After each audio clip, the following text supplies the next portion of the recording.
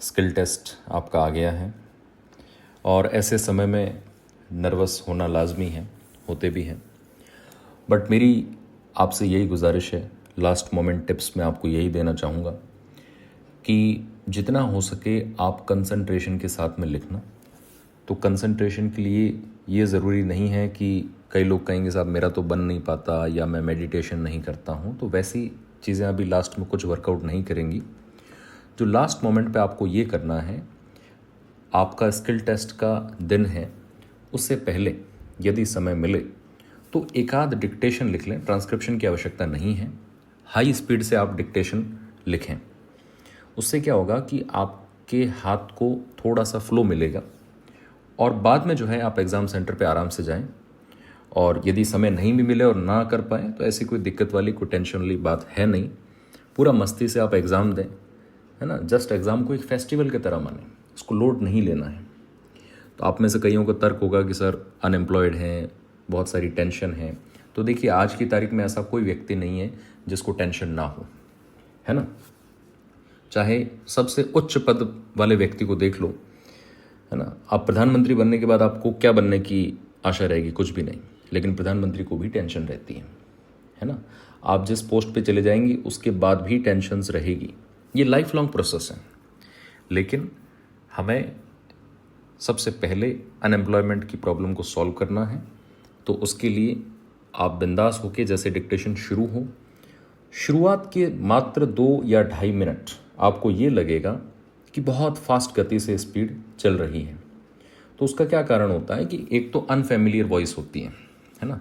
हो सकता है किसी एग्ज़ाम में मैकेनिकल वॉइस का प्रयोग कर ले, या किसी में लेडीज़ वॉइस आ जाए, किसी में मेल वॉइस आए, किसी में स्पीकर ख़राब है। बहुत सारी समस्याएं हैं। ये समस्या आपके साथ, अकेले के साथ नहीं होगी। मान लीजिए स्पीकर ख़राब भी होता है तो सभी के साथ है। उसका ये मतलब नहीं कि सीटें खाली रह जाएगी। डिपार्टमेंट तो अपनी सीट पूरी भरेगा, उसमें सेलेक्ट भी होंगे।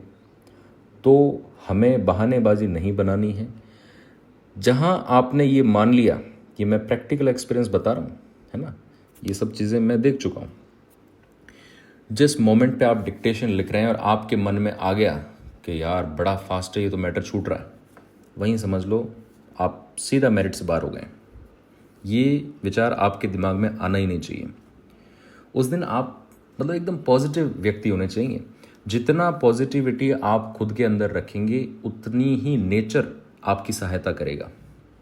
प्रकृति जो है, जैसा हम सोचते हैं वैसा ही हम पाते हैं। सारे ग्रह सितारे आपके पक्ष में हो जाएंगे यदि आप एकदम शांतचित्त और खुश प्रसन्न मन से जाएंगे। किसी से उस दिन वाद विवाद नहीं करना है। कोई अगर आपको सेंटर के बाहर मिले कि मेरी 200 की स्पीड है, 300 की स्पीड है, 150 की है, बहसबाजी नहीं करनी। ठीक है भैया, तेरी स्पीड है, अच्छी बात है, मैं तो बस अब ठीक है नॉर्मल लिख रहा हूँ। तो बहसबाजी से बचना है और आराम से फुल कंसंट्रेशन के साथ लिखिए। बार बार मैं आपको यही कहूँगा, शुरुआत के 2-2.5 मिनट आप कंट्रोल कर लो। होता ना, मैं कई बार बताता भी हूँ, आप ऐसा सोचो कि बस ट्रेन या बस निकल चुकी है और मुझे पकड़ना है जैसे तैसे। कई लोगों की आदत होती है कि वो डिक्टेटर जो बोल रहा है, स्पीकर जो बोल रहा है, उसके पीछे पीछे बोलते हैं या उसके पीछे पीछे। वैसा कुछ नहीं। समय के साथ चलें, आप मोमेंट के साथ चलें। जिस तरीके से डिक्टेटर साहब बोल रहे हैं उसी तरीके से आप चलते रहें और आपके दिमाग में वो इमेज चलनी चाहिए। जैसे मान लीजिए सोसाइटी में डिस्क्रिमिनेशन की बात चल रही है तो आपके दिमाग में वो पिक्चर चलनी चाहिए, है ना।